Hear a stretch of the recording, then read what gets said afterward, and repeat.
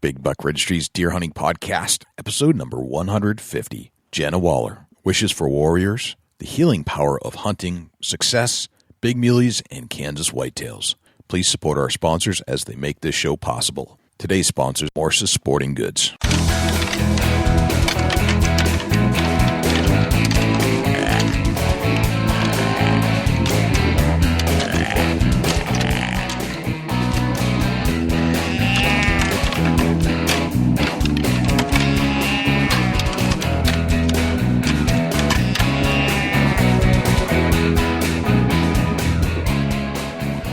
Big Buck Registry is a virtual museum of hunting stories. We preserve a piece of Americana by interviewing and recording hunters about their hunts and experiences from across the country. And who knows, maybe we'll learn a thing or two along the way that'll help us take our hunt to the next level. I'm Chrissy Titus. I'm co-host of RMES Female Television Show and NRA I Am Forever. Gear up for another amazing episode with Jay and Dusty on the Big Buck Registry's Deer Hunting Podcast. This is Nick Percy from Killer Food Plots, and you're listening to my favorite deer hunting podcast, Big Buck Registry's Deer Hunting Podcast. Hey, this is Travis T-Bone Turner with Bone Collector and Realtree Road Trips, and you're about to listen to another great episode of the Big Buck Registry Deer Hunting Podcast.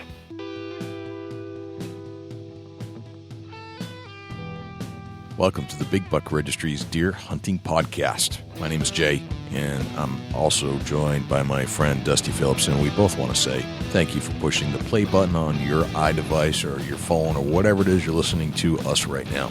We've got your ear for an hour. I got to tell you, we've got another great show lined up. What's happening, Dusty? Oh, man, just replaying back the turkey hunt in New Hampshire. Oh, my gosh, Jay, what an amazing trip we had, and I'm already thinking about it next year, really. It's crazy. I had, you know what, it's already been a dream season for me because a couple big things happened. Number one is I got to have my good buddy Dusty come up from Ohio and get him tagged out. Would have liked to have Mike tagged out as well. Obviously, Greg tagged out. But then my son tagged out just on Sunday. So it's already been a dream season, and I haven't even pulled the trigger yet. It's just crazy how good New Hampshire turkey hunting is. I mean, it's really unbelievable, Jay. It really is good. I mean, we had my son, you know, when you spend that time in the woods with your kids, there's definitely it's a special moment. You'll never forget it. And they'll never forget it. They're excited. They're to the point where as this bird was strutting in, I turned and my son whispered to me, "Dad, I'm so nervous." And it just makes you feel so darn good about. You can't buy memories like that. You cannot buy that. There is nothing more fulfilling than being there with your son or daughter and being in that moment of elation and knowing exactly what they're talking about because you're feeling it too. It's just a priceless moment. This big Tom strutted in. Started around 60 yards out, got into 20, gave my son the 12 gauge. He's only 8 years old, and I'm sitting there coaching him through it, basically just trying to calm him down enough so he could take the shot. And as soon as he passes by, or as soon as the Tom passed the telephone pole on the power lines, I said, just let him have it, just like your Nerf gun, put that bead right on top of his head. He pulled the trigger, the bird flew up about 10 feet, died in the air, and dropped to the ground.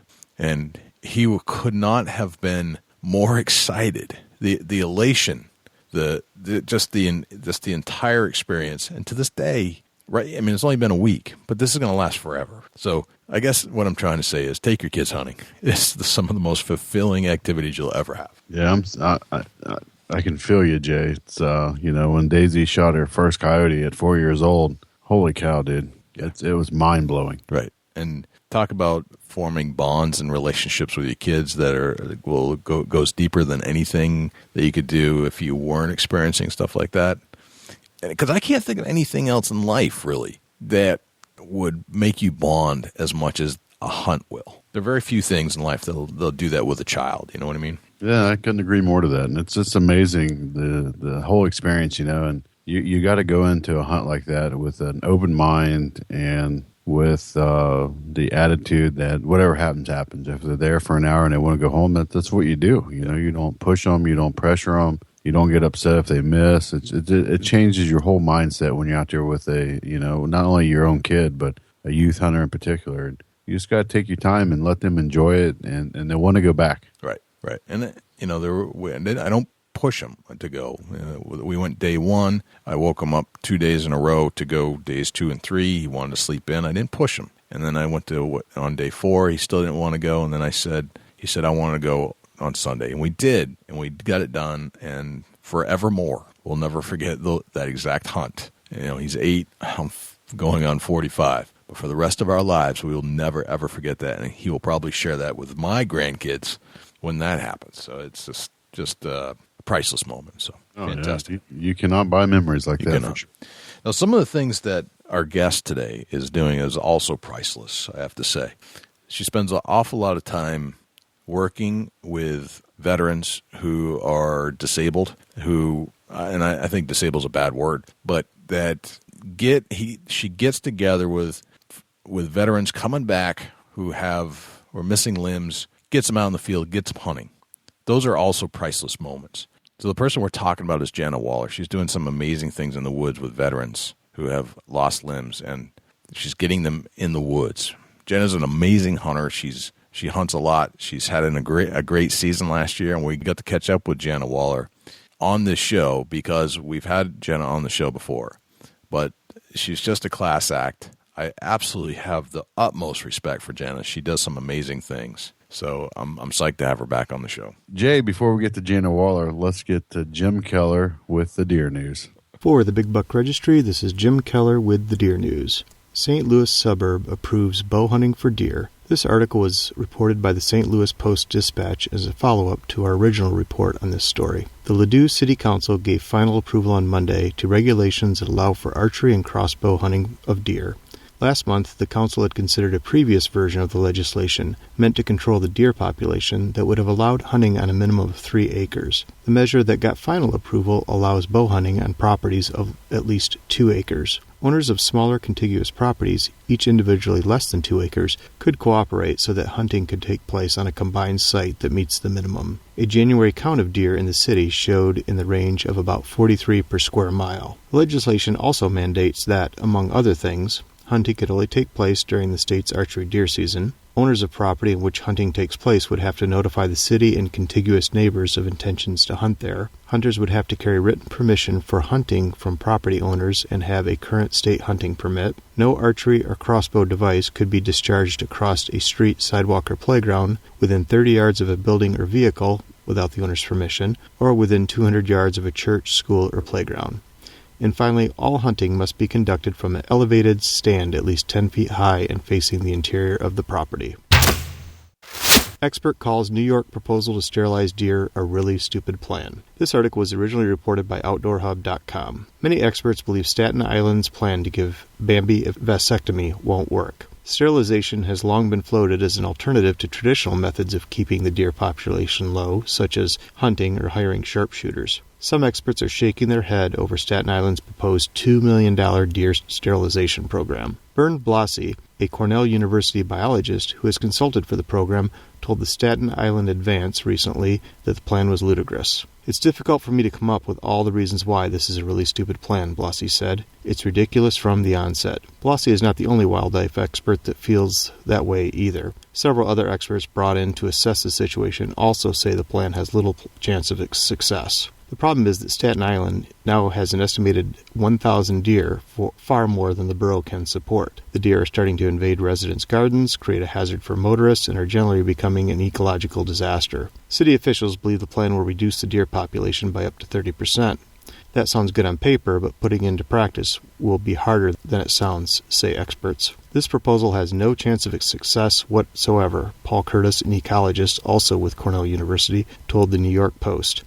Curtis was part of another attempt in Ithaca to sterilize bucks with vasectomies, but he noted in that case only 3 animals were sterilized before the program was called off. The reason was not only that it was costly and time-intensive, but also because it was dangerous work. The proposal still has to be approved by the State Department of Environmental Conservation before it can go into effect. Officially, the department does not recommend sterilization attempts due to their checkered history.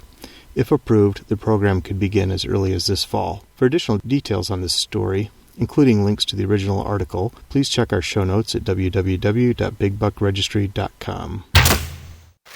Arkansas deer disease findings prompt Missouri to increase sample collecting. This article was originally reported by Alyssa Nelson on MissouriNet.com. The discovery this spring of 86 cases of chronic wasting disease, or CWD, in northern Arkansas has led the Missouri Department of Conservation, the MDC, to increase the sample collection for testing of the disease. As has been MDC's procedure since Missouri's first positive CWD case was confirmed in 2010, the agency has increased sample collecting and surveillance around areas where the disease had been found. A focus area 50 miles from Arkansas's CWD positive test sites has been established. This consists of the Missouri counties of Berry, Christian, Douglas, Ozark, Stone, and Taney. Since mid-spring, MDC staff has increased efforts in these counties to collect samples from sick and road-killed deer to test for CWD.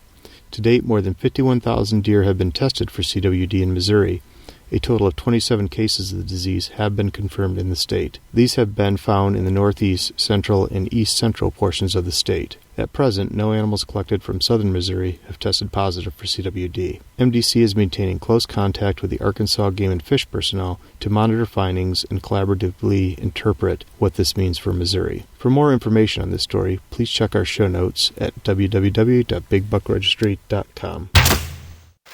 Soil temperature is key to successful corn crops. This story is from an article written by Kip Adams on the QDMA website. Inconsistent weather the past few springs creates varying timing for the planting of corn. Corn needs 55 to 56 degree soil temperatures to germinate. This can be monitored easily with an inexpensive meat thermometer. Plant too early, and you risk losing your crop. Plant too late, and you sacrifice the number of days the corn can grow before the onset of cool weather. Soil temperatures can vary widely based on daily air temperatures and the presence of ground cover. High seed prices and seed shortages create other challenges for food plotters. Seed stored from year to year will lose the potential for germination, so try not to overpurchase your seed. Check with local farmers, as sometimes they have leftover seed. For more information on planting corn or other food plot plant species, check out the QDMA website. That concludes this week's edition of the Big Buck Registry's Deer News. If you have any ideas for future topics or have questions about any of these topics, please email me at jim@bigbuckregistry.com. For the Big Buck Registry, this is Jim Keller with the Deer News. Thanks to Jim Keller with the Deer News. And without further ado, here is Jana Waller.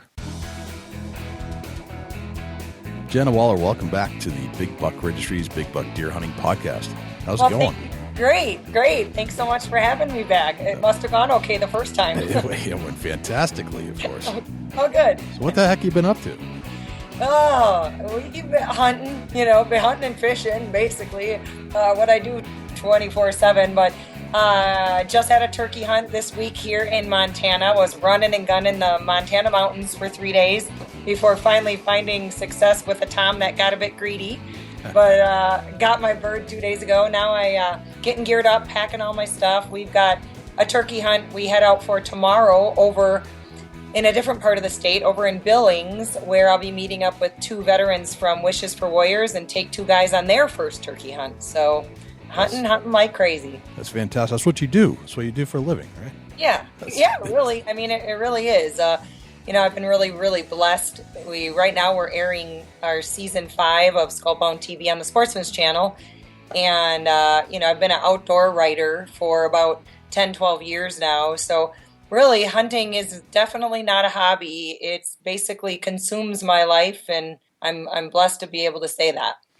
I love it too, and I don't make a living at it, but I'm trying to, and we're getting there. So I love it when I hear a story that somebody actually did that, and it makes me feel good inside. And I love what you're doing with the Wishes for Warriors. That's fantastic. Thank you. I come from a point of view of sort of a new, if you will, considered in the last 6-7 years, a newly found appreciation for our veterans. Of course I've always had an appreciation, but not to the level that I have in the last 6-7 years because of Skullbound, really.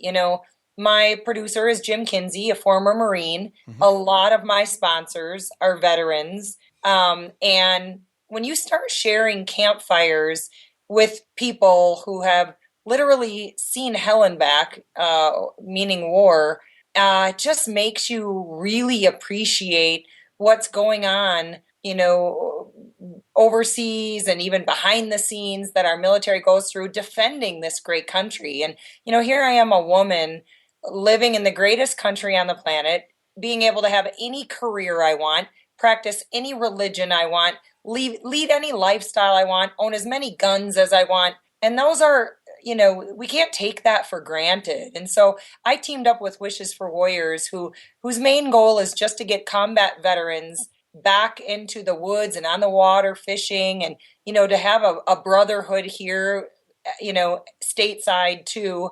And it's just a wonderful group. And I've had so much fun the last couple of years taking these guys out and watching the healing power of Mother Nature. There really is some scientific studies to the whole idea of being out in the forest. And they've tested like cortisol levels, which is really good for your immune system.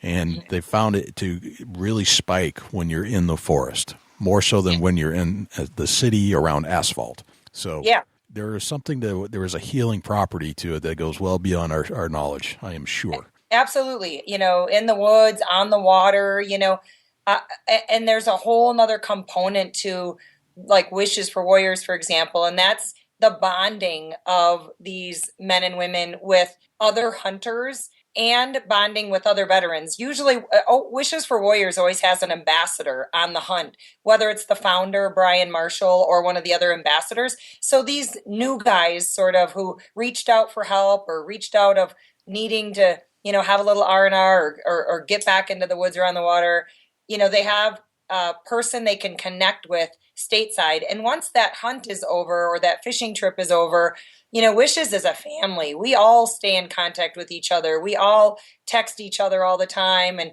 we're here for one another. And so, the healing power of Mother Nature is a wonderful thing, but it's even more so than that reconnection and that bond. And, hunting, I've had people, maybe a couple of naysayers say, well, how does killing an animal going to help a veteran?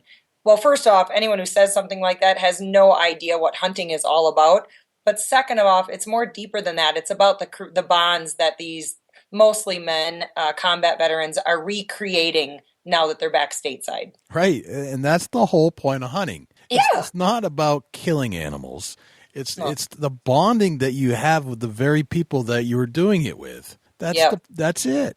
And absolutely. I say in the open of my show that it's not about killing. It's all about living. And that encompasses everything about what we're talking about. The bonding of the people, the connection to our food, the fresh air in your lungs and feeling alive outdoors, and that healing power we talked about. Like, that's what hunting is all about. It is never about just pulling a trigger or a trophy. That's right. That's exactly right. So, Jana, how did you get started with the whole program? It's funny that you say that. I was at SHOT Show 2 years ago, walking the floor, of course, having a lot of meetings with sponsors. And in one of my sponsors' booths, which was Nemo Arms, an awesome AR company here out of Montana, I happened to meet Brian Marshall. And he had a big Wishes for Warriors t-shirt on, had some of the boys with him, and we just got to talking. And I had already done a couple of other veteran hunts just on my own. Happened to, I met Bo Richenbeck, for example, who is a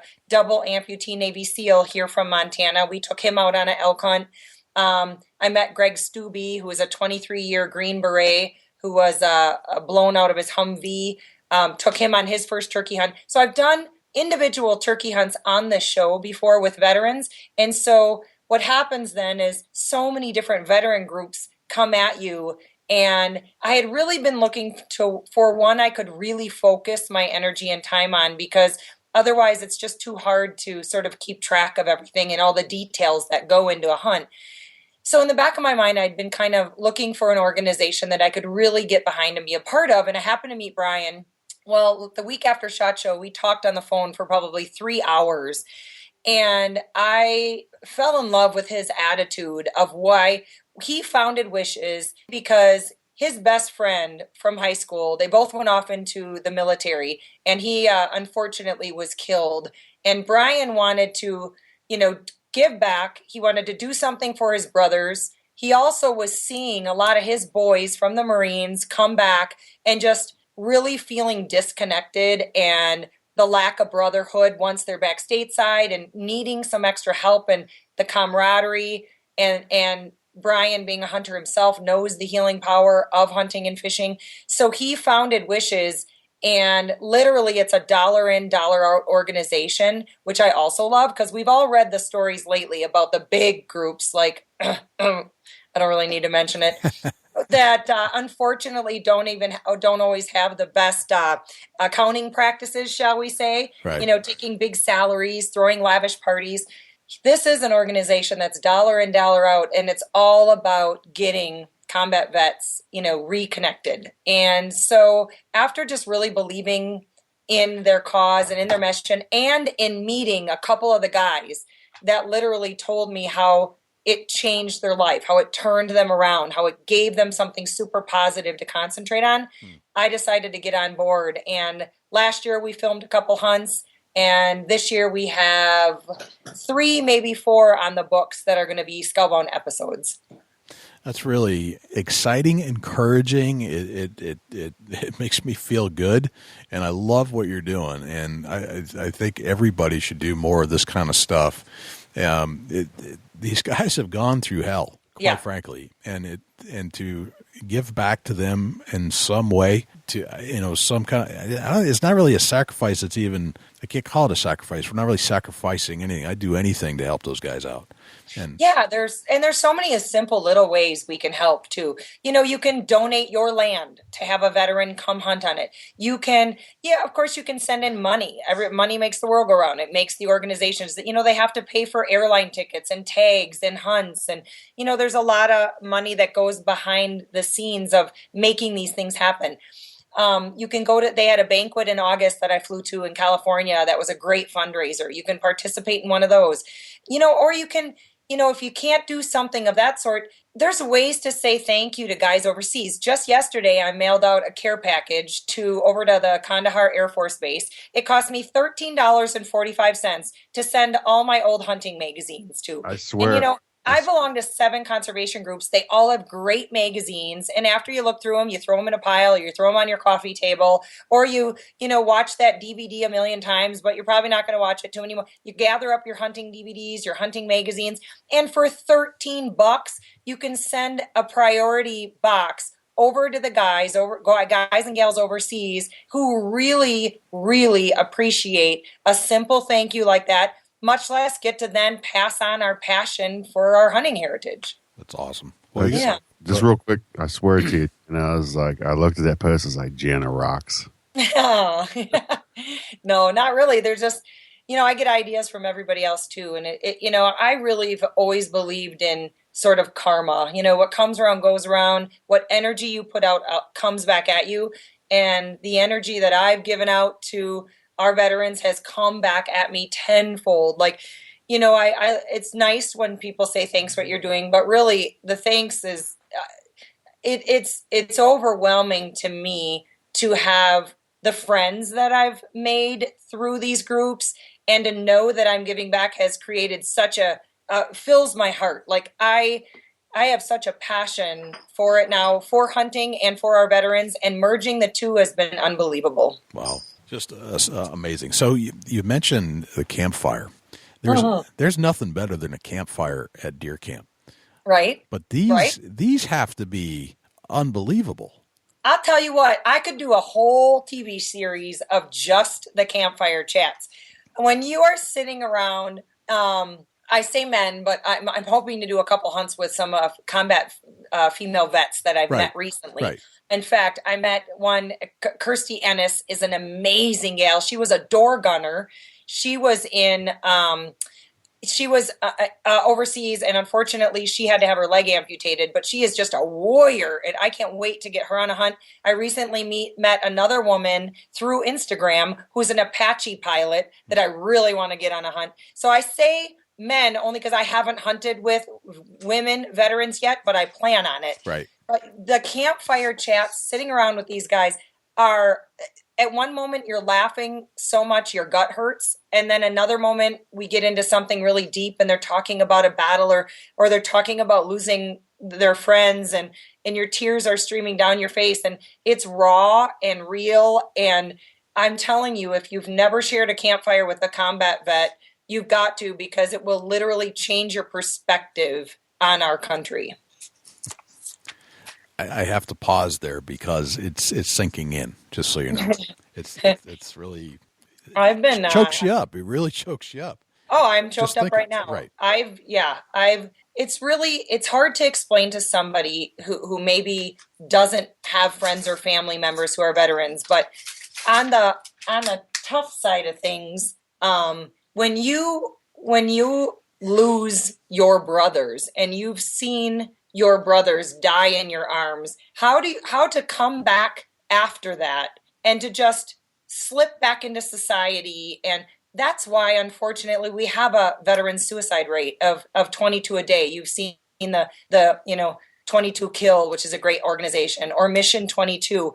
And I understand it so much better because of those campfire chats and connecting with them. And I get it that it's not as simple as people may think to come back and just slip into regular civvy life. And to be able to share my passion for hunting and fishing with these guys, it might sound really simple, but it's been life-changing for me. I can tell you that.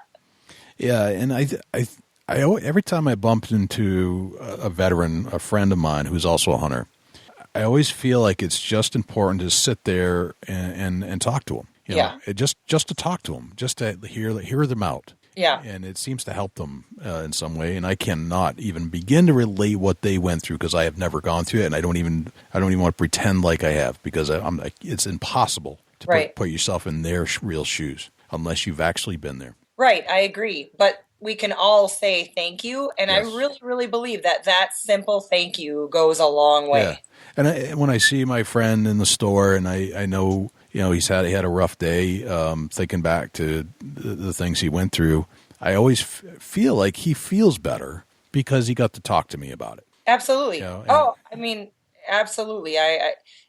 And to know that, like with these guys, for example, like I took Mikey Krampitz bow fishing in Kentucky with AMS bow fishing this year. And it was just a bow fishing trip, right? A simple bow fishing trip. Yeah. He had the time of his life. He went from the beginning of the week to this kid at the end who was gleaming ear to ear, and AMS presented him the bow so that he could continue on and bow fish where he lived. And seriously, something simple like that was, maybe turned his life around. And Mikey and I probably text once a week, just, hey, what's up? And to have those connections with the guys is really so fulfilling. And it also fulfills me on a level knowing I said thank you in a way, and that he knows that he's important to me and all the other people in his life, but also to know that I'm passing on my passion for bow hunting, for bow fishing, for regular fishing, for fly fishing, whatever it might be, to be able to kind of pass that on to people at the same time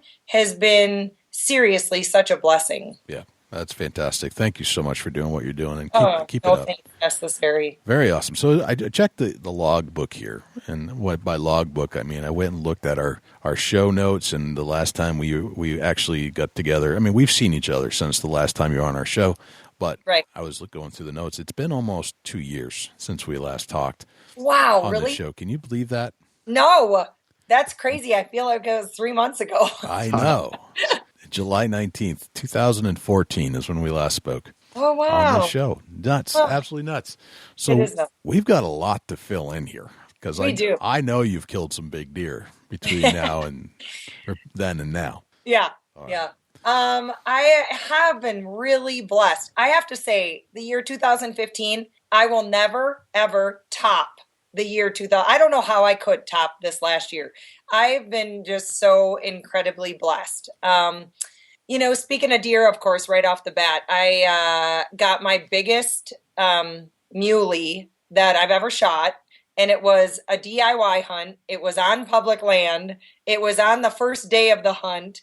We put 12.6 miles on in my Kenetrex boots that day. Wow. It was a lot of hard work, but it was so rewarding. And I'm really excited. In fact, I had such a good year this year. I had to bump episodes. Like, that hunt hasn't even aired and will air this next season 6 next year in 2017 on Skullbound. So it's kind of nice to be in that boat for a change, where you have such a successful season that you actually have to bump episodes.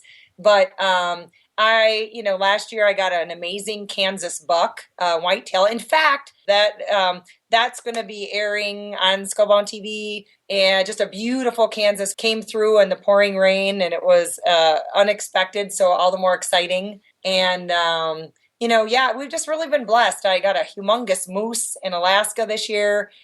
Shot my biggest bear this year with a bow, my biggest bear with a rifle this year. So 2015 will go down in the record books as probably the best year of hunting I could ever imagine. All right. We need to slow this down a little bit and break it down play by play, I think. All right, so let's talk about your deer hunt that out in Montana. Let's start there. Yeah. You had sent me a picture, fantastic buck, and you're going the two bucks that you sent me pictures of, one was Kansas, one was Montana. Right. Completely different contrasting terrain, different styles of hunting, different time frames, different weather, I'm sure.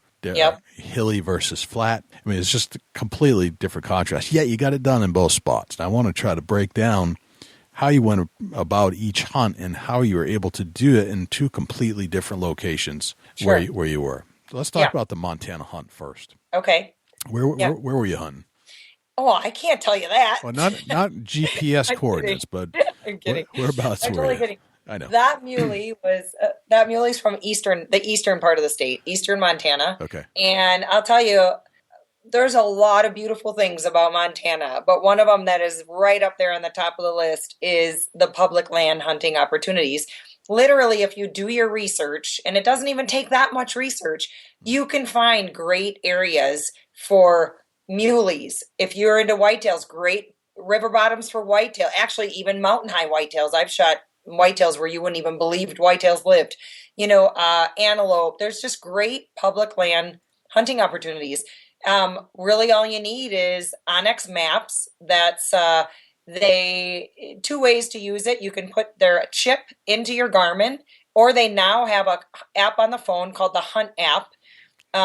It basically tells you where you are. It tells you, are you on public or are you on private? If you're on public, what kind of public land you're on, including districts. If you're on private, who owns that private? Its ownership names are right there on the map. Wow. So there have been a lot of times where we've gotten a name, traced them down their phone number, and called them and gotten permission. The muley that I shot this year was straight up public land. But, when you've got that Onyx map in your hand, you just have the confidence of knowing where you can go. And you can also, it's topo. You can see, this looks like a deeper canyon that goes down. There's a water hole down there. It really tells you a lot in the palm of your hand. And we just hiked out. I had never been in this area before. Okay. I was with Jim and his brother Al. Al had hunted this area before, so he was sort of our guide, if you will. But it's still, we went into canyons he's never been in before. And we just basically, you let your glass do the walking. It's a completely different deer hunt than how I grew up in Wisconsin. Sort of, I never even did any deer drives. We were all tree stand hunters, right. Both bow and gun. But I'll tell you, this is my 25th year bow hunting, and I've been rifle hunting, I don't know, maybe 15 years. But to come out west 7 years ago and start spot and stalking with a gun for deer and, putting 10, 12, 15 miles on in a day is such a completely different style of chasing big bucks, and really, really rewarding when it all pays off. That's awesome. Can we go back to the Onyx maps a little bit? This is intriguing. How did you hear about Onyx? Well, believe it or not, Onyx Maps is right here in Missoula, Montana, where I live. Wow. So it's real prevalent in this area, but now they've branched into so many other states. I think they are now in 40-some states where you can download the app for your phone or buy the chip. And it is, if I had to name one piece of, gear that is changed the way we hunt, it's Onyx Maps. Because it allows you so much access to land that you didn't know was public land, or landowner names for private land that you can follow up with. And, a lot of people will give permission to hunt their land. And it really literally has changed the way we hunt. So you actually get a chip and you put it into your GPS, like a Garmin unit? Yep. Okay. Yep, Garmin is the one I use. There's all different models of Garmin's, but yep, you put the chip in and then you literally, I forgot to mention too, on the phone app, the question I get the most is, what if I don't have cell service? Well, most of the areas that I hunt, some of them don't have cell service, but you usually go back into town like in the evening, or you're scouting from home with the use of your map or the use of Google Earth.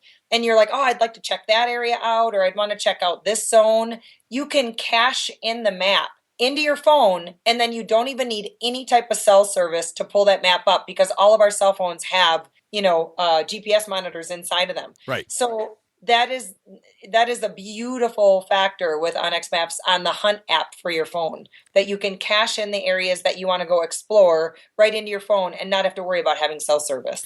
Gotcha. Is that unique for out west, or do they cover the whole country? No, on the app, they cover the whole country. Wow. Yeah. All right. Yeah, so it's pretty amazing. Talk about you don't have to, the research is done for you. You don't have to go door knocking. You still have to, but you kind of know where to start now. Well, yeah. And especially, if you're like, okay, look at this piece of property, that's public land.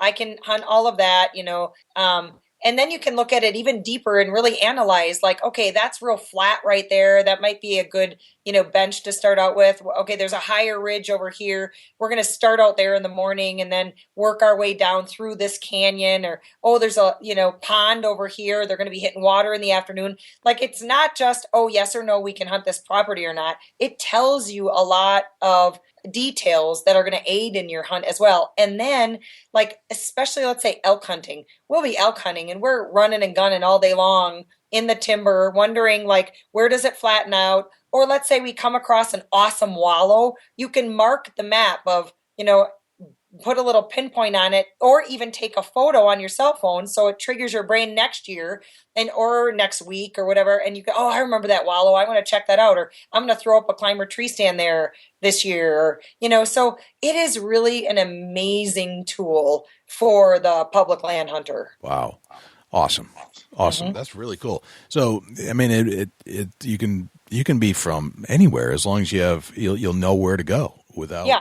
And then, and especially out west. I mean, I have to admit, I really haven't hunted much of the East Coast. So I haven't hunted much public land in the Midwest where I'm from either. But out west here in states like Wyoming and Colorado and Montana and Idaho and Utah, we have such great public land that the map is a must.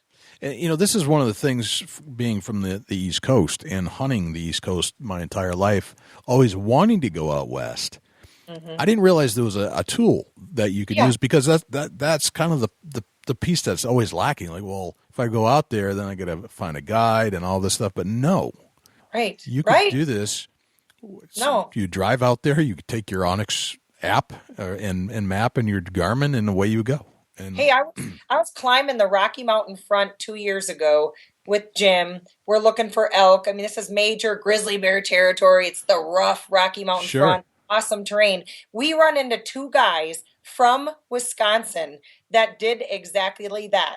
They drove out in their truck. They had their map systems in place, and they were literally having a blast climbing the mountains for elk on their own. It's just, it's awesome. It makes me feel like I can do this now. And you can do this. I can do this. And I don't, it's not going to cost me an arm and a leg. Exactly. You don't have to go to some $15,000 ranch, No. Oh, wow. No. That's fantastic. Very nice. Yeah. All right. So let's get back to the story. You're hunting with Jim. You're hunting with, was it Jim's brother? Or Jim's brother, Al. Al.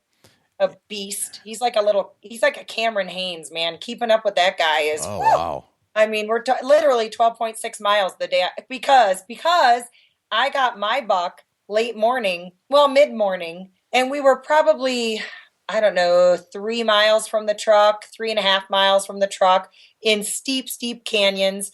I ended up shooting my buck. I shot him with the 26 Nosler. Went down right away. The footage is amazing. Get over there. All hugs galore. Obviously, take care of the deer. process the deer, put them in our packs. Now we got to hike back to the truck. Well, now we have a 3.5 mile uphill climb to the truck, get back around noon, drop the buck and everything off, and we dive back into the mountains because Al had a tag as well. Well, about an hour before dark, Al finds a buck, and he gets a beautiful, thick, real tall muley buck. And of course, the process starts all over again, field dressing the animal, packing it in our backpacks. Thank God for the Tenzing. Tenzing makes a pack that I'm telling you, if I could carry it, I could put a whole buck in it. But so we finally make it back to the truck. It's dark, and I look at our iPhone app, and we had gone either 12.3 or 12.6 miles that day. That's insane. So yeah. Tell me about the hunting itself. Is it like run and gun kind of stuff where you're just hiking and moving and spotting, and then you're doing a lot of miles. Well, but you're starting out glassing. You got to let that glass do the work for you. You can't just go bombing off a cliff. You want the upper advantage. You want to be able to see as much as you humanly possibly can. And obviously the deer are going to be bedded down sometimes, and they're going to get up and they're shift a little bit, eat a little bit, lay back down. So you just got to be patient. Well, that's what we did. We parked our butts and started glassing at first light.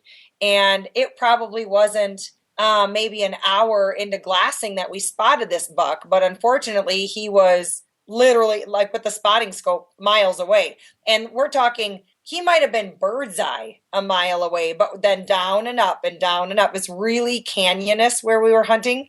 So by the time you go down one, up another, down one, up another, it takes a while to get over there. And gosh, it was probably 2 hours later, I'm 500 yards across the ridge of this buck who was feeding with a bunch of does, and was able, I got to work the wind, of course, got the wind in our favor. I can't remember how far that buck was, 400 yards, I think. And one shot kill, just pile drived him. And, that was the closest we could get because we were kind of looking over the ridge at him, ridge to ridge, wind in our face, and worked out beautifully. But so then obviously you got the walk back to the truck, take care of the buck, then go glass some more. So it's a lot of glassing. But then once you spot an animal with the spotting scope, typically they're pretty far away and you got to make your move. So it's a bit of both. It's patience with glassing, but it's a lot of footwork. Gotcha. What was the weather like that day? Well, that was a gorgeous day. It was perfect hunting day. It was probably, mid 30s in the morning, but then it was, maybe 45 that day, sunny, nice out, like perfect. And a lot of times when we're muley hunting out here in the West, it's spitting snow in your face. And, by the time rifle season rolls around, it can be real snowy in the mountains. And but that happened to be not only a great buck day, but a beautiful weather day too. It's nice when it comes together. Because the Rockies that can change in a heartbeat. That's just, you're right. Right. And that's another good point. You got to be prepared. Like in my CF13 Tenzing pack, I've got an emergency kit, extra food, tons of water. You got to stay hydrated, extra coat. We usually pack in mountain houses to get a lot of calories and get a lot of food. Yep. And so you got your burner with you. You got the mountain house themselves. Your pack already has a little bit of weight while you're going in there, and hopefully you're going to make it heavier, of course. But right.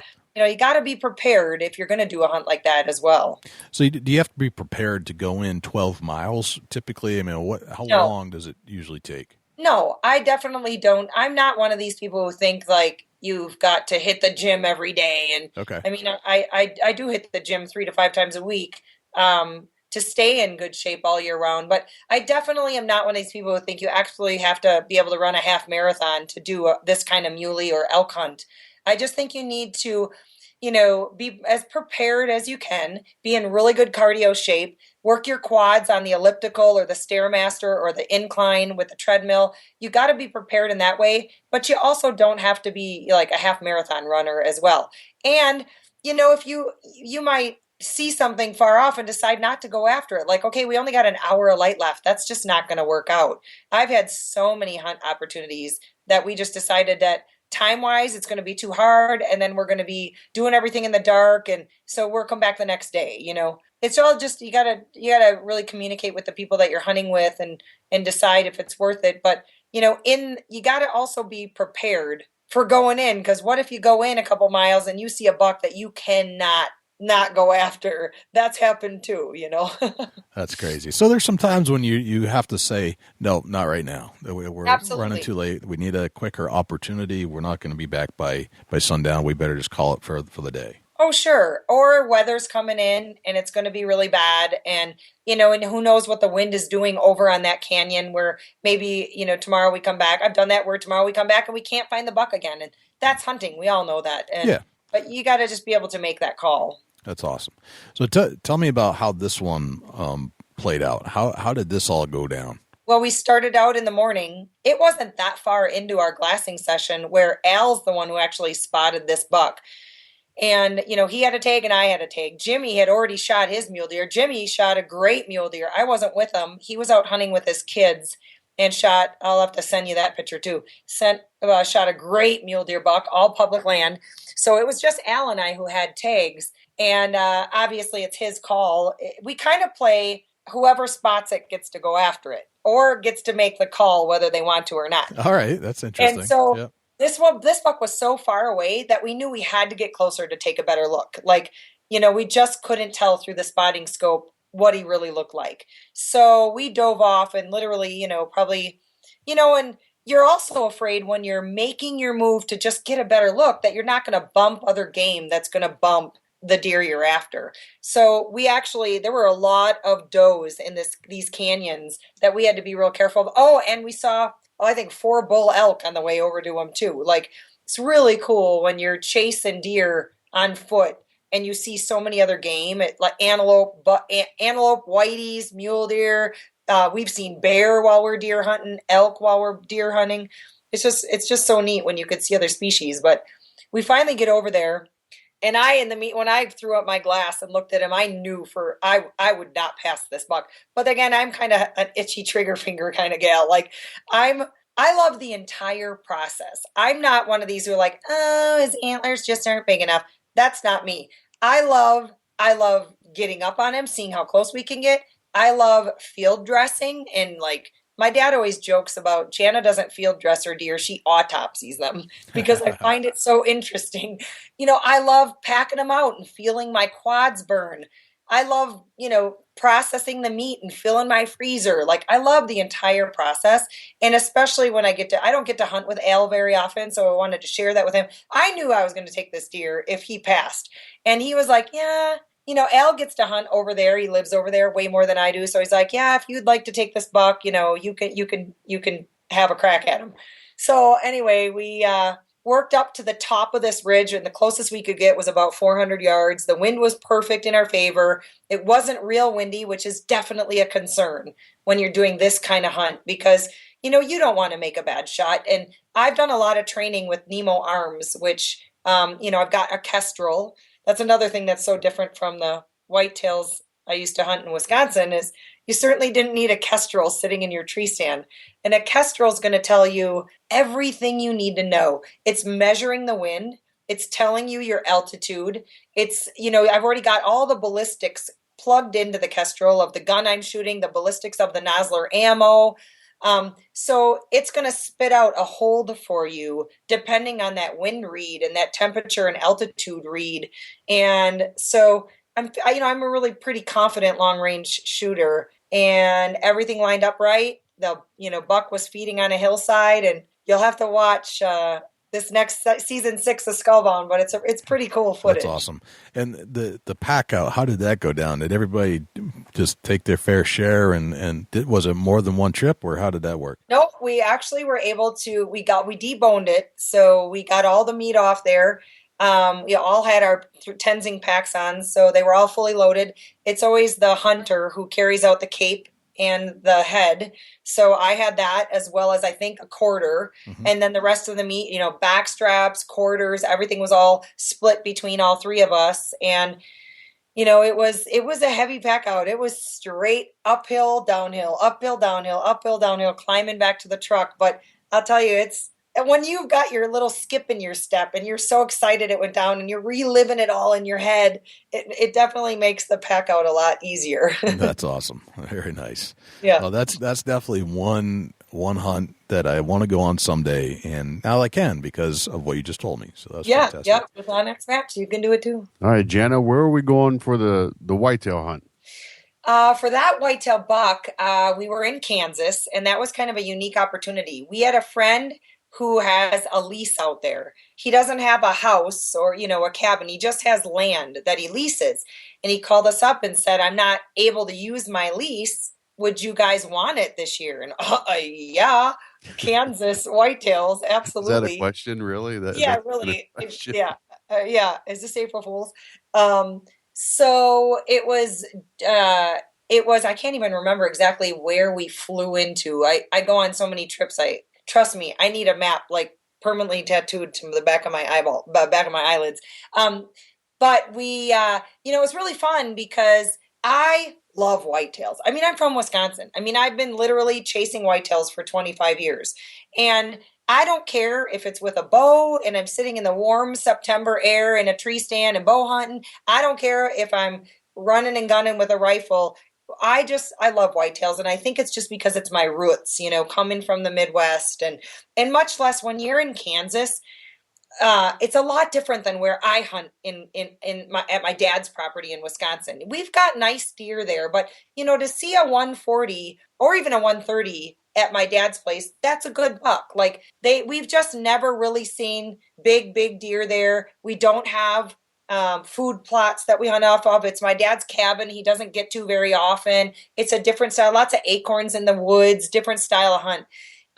But this property in Kansas, our buddy had sent us a bunch of trail camera photos, and the bucks they were getting on trail camera were, salivating. I mean, bucks you look at and go, oh, if I saw that on the hoof, and but again, everything's relative. I'm not talking 200 inchers like they have in Kansas. I've never even seen a buck like that on the pad, on the hoof.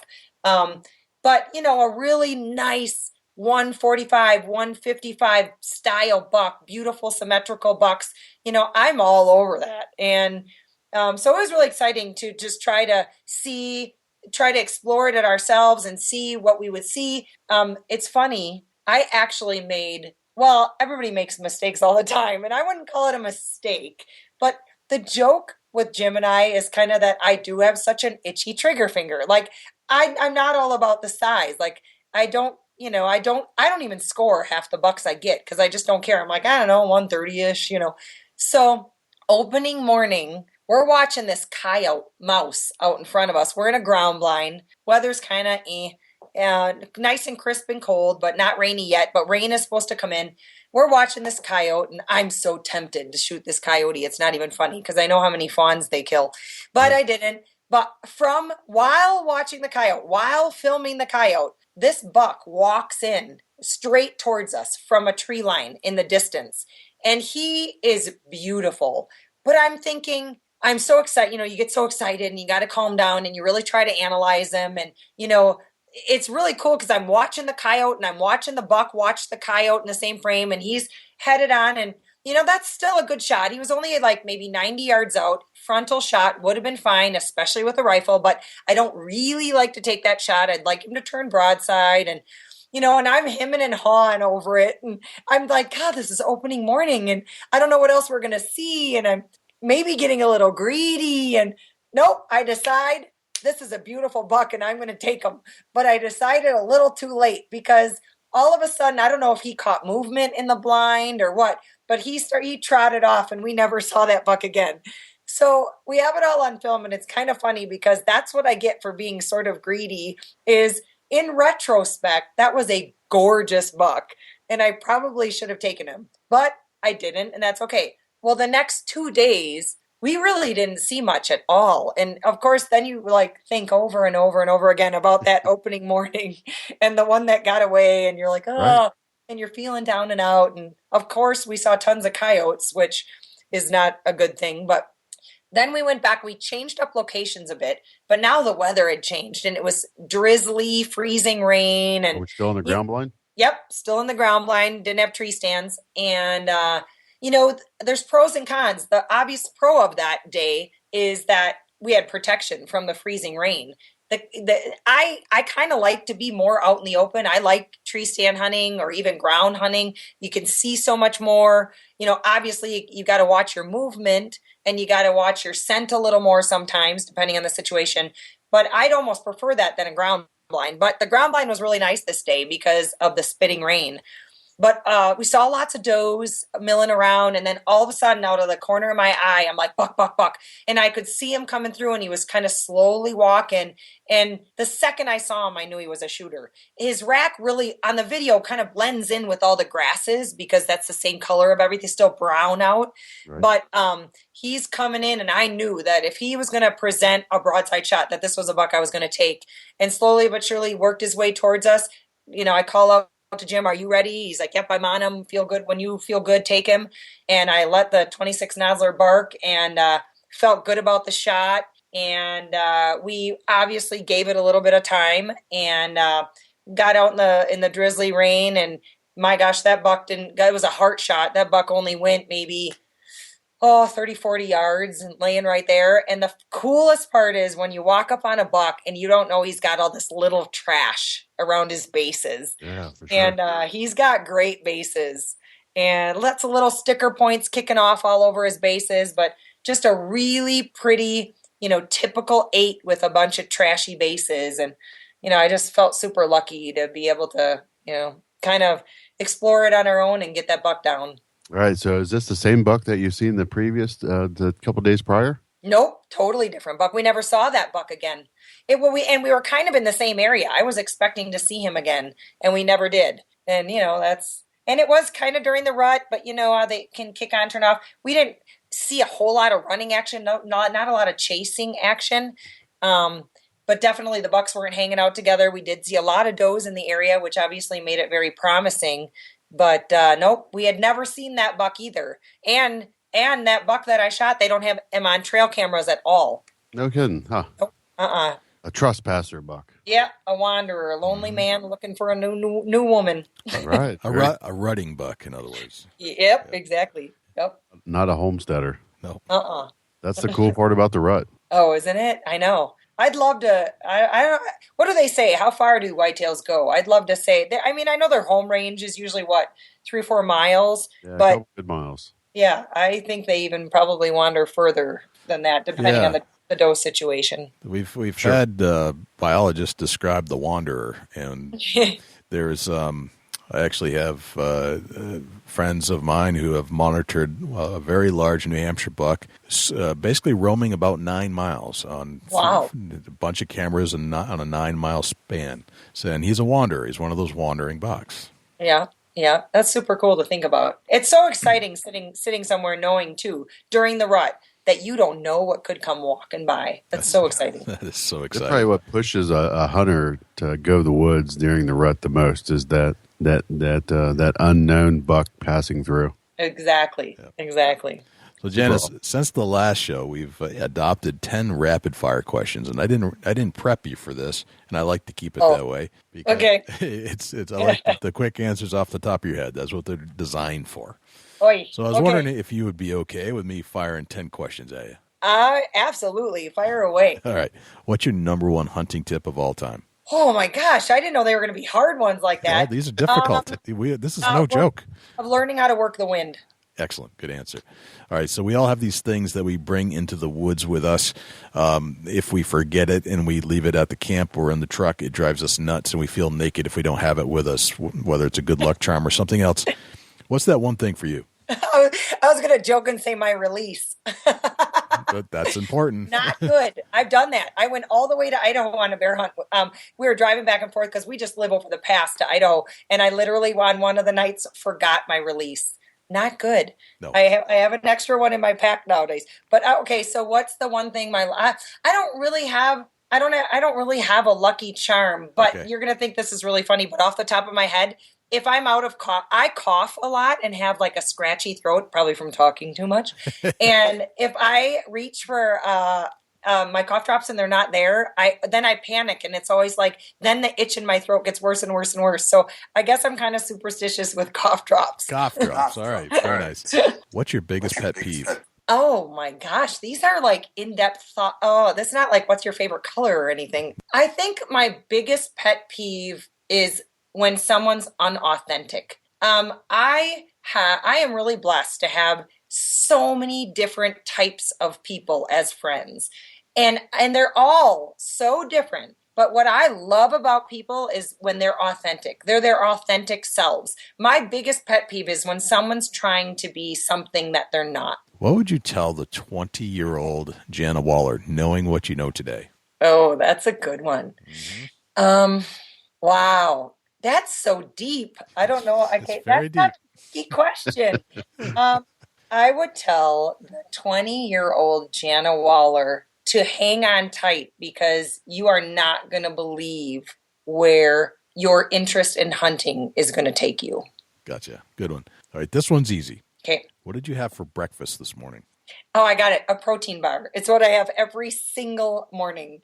I am on such a morning boring routine, even when because I'm literally on the road half the year, and I just like to make it easy. So I had coffee and a protein bar. Beautiful. Low sugar, high protein bar. Awesome.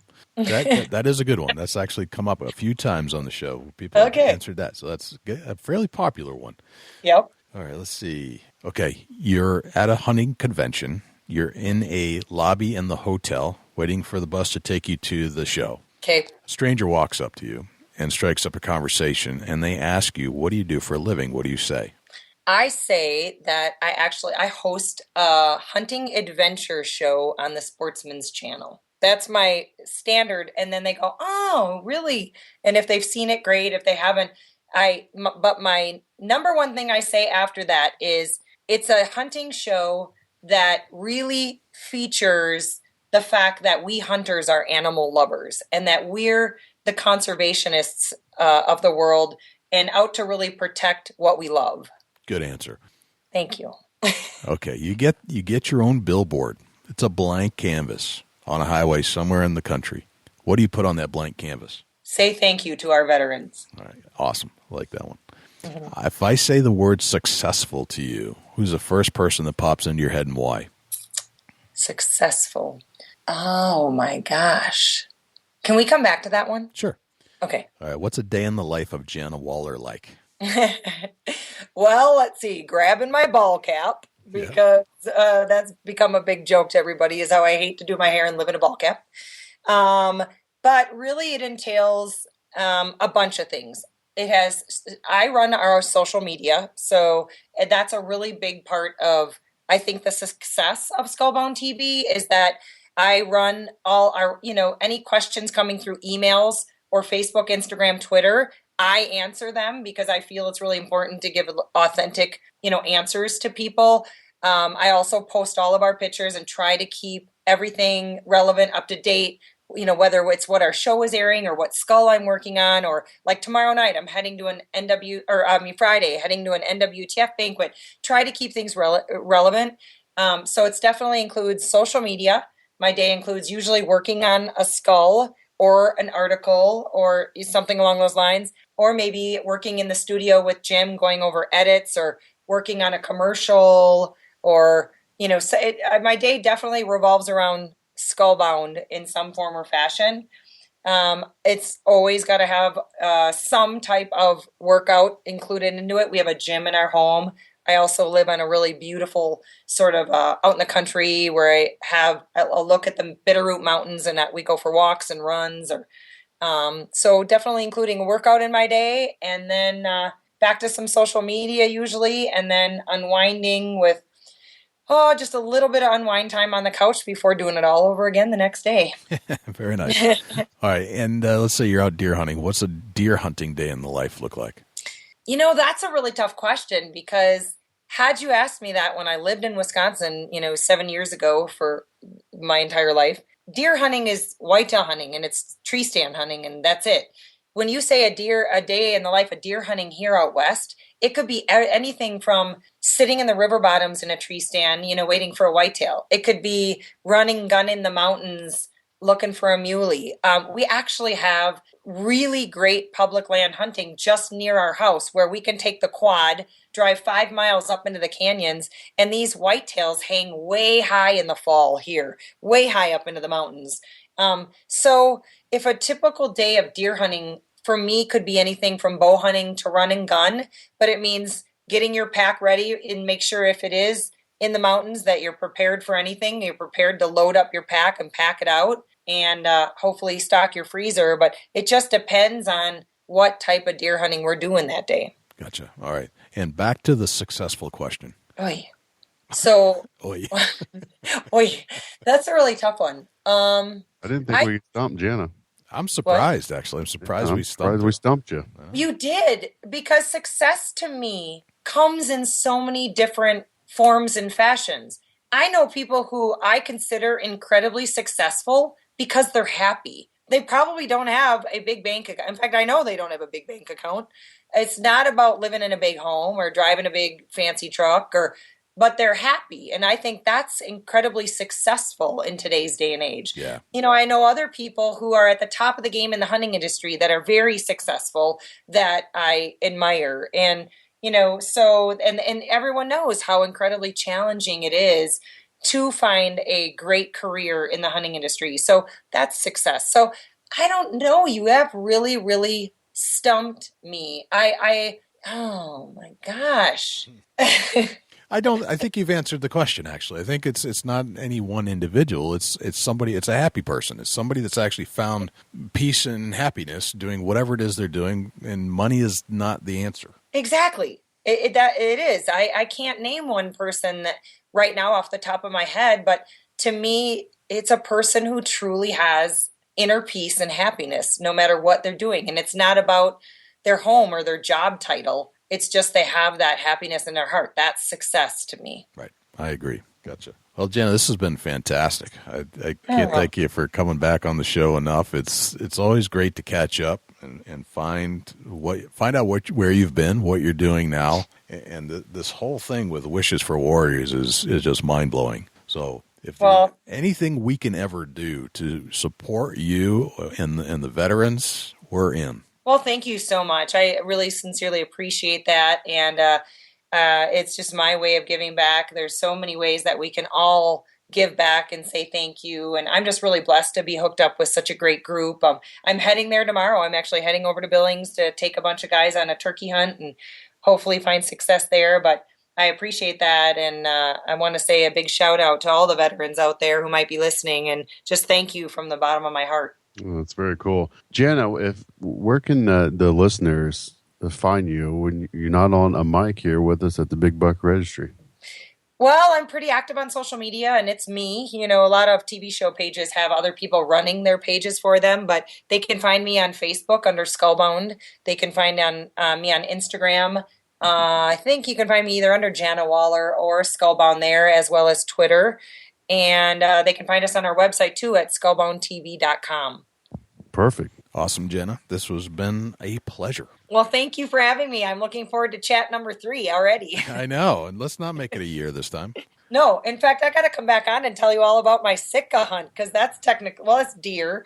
I mean, some people call them stag, some people call them deer, but it's on the East Coast. It was free-range Maryland hunt that was amazing. We got to talk about that someday. All right. We'll do a whole show on Sitka hunting, and we'll have you be one of the participants. I would love that. I would absolutely love that. It was such an amazing hunt. Very cool. Let's do it. Excellent. And tell Jim thank you very much for his tech support tonight, and tell him I said hi. I will. I'll do that. Awesome. Thanks, guys. All right. Thank you, Jana. Thank you. Bye. Bye-bye. Jana Waller is just such a class act. I love having her on the show, and she's such a positive person. She's just a positive role model for this industry.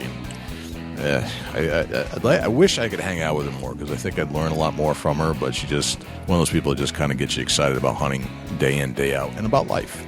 No doubt about it. Just she puts others in front of herself, and that speaks volume in my eyes. Yep. And there was people in the world that just make you feel better about yourself, and she does that. And she does that for all kinds of people, not just hunters, but it kind of gets you back in perspective of what life's all about, and that's what she does so incredibly well. Oh, no doubt about it. You know, when you take the time and put the effort into taking out a wounded soldier that's come back from the war or wherever it may have happened at, and you put that time and effort into taking him on a hunt of a lifetime, and that to me is just, you know, it's priceless. Really, that's something that we all should take in consideration, and maybe try to, if you got the land or access to the land and you got time to help out a wounded soldier, and take them on a hunt. Yeah. If you know somebody, you know, just ask them if they want to go hunting. I bet they'll go with you. So just fantastic. Love Jana to death. She's just a fantastic person.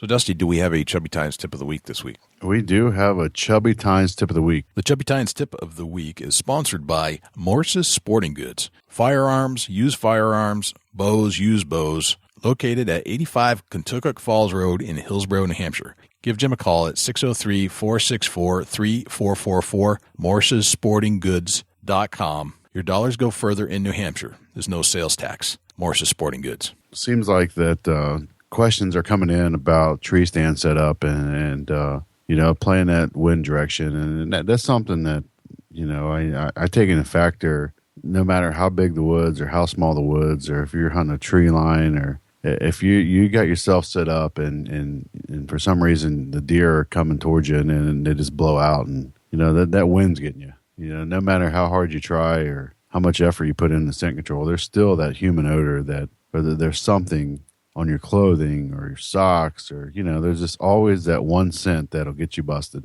And really take into consideration when you set in tree stands about the wind direction, and that will take your hunt to the next level. That's a great tip. You know, I was actually thinking about scent during one of my recent turkey hunts where I was working through the pricker bushes, and I was amazed at how much I could get away with and how close I could get simply and make noise. You couldn't do that with a deer, not in a million years. You know, I got bug spray on and I'm making all the sound. Deer won't do that, but turkeys will hang out because if you approach it correctly. Just a much different style, but yeah, scent is huge. Well, thanks to Jana Waller for joining us on the Big Buck Deer Hunting Podcast. Thanks to Jim Morse over at Morse's Sporting Goods for being a sponsor on the Big Buck Registry Deer Hunting Podcast. Dusty, when you're not hanging out here with me on the microphone, where can we find you? Facebook.com/Chubby Tines Outdoors. You can shoot me an email, dusty@bigbuckregistry.com, or hit me up on Instagram @ChasingAntler. Jay, where can the folks reach out to you when you're not on the mic? A few different places. If you want to touch base with me directly, it's jay@bigbuckregistry.com. You can always check out our Facebook page, facebook.com/Big Buck Registry. Same goes for Twitter, Big Buck Registry. Instagram, same thing, instagram.com/Big Buck Registry. Give us a call at 724-613-2825. Leave us a voicemail.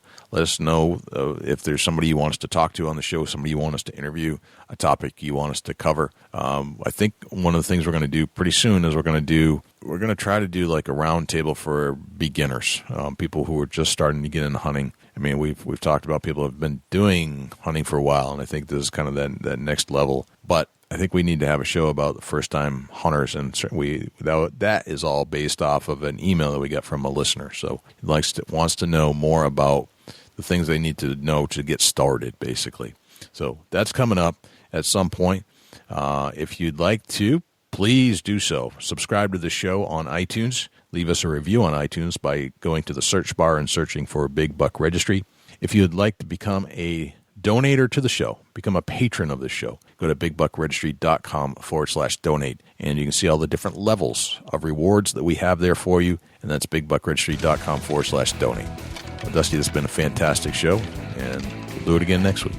Oh, man, I can't wait to do it again next week, Jay, and you don't want to miss a show, because you just never know who we're going to have on next. And really, thank you guys for tuning in every week. Man, we much appreciate that. Well, I'm Dusty Phillips. And I'm Jay Scott. And this is another great episode of the Big Buck Registry's Deer Hunting Podcast. We'll see you next week. Can't wait.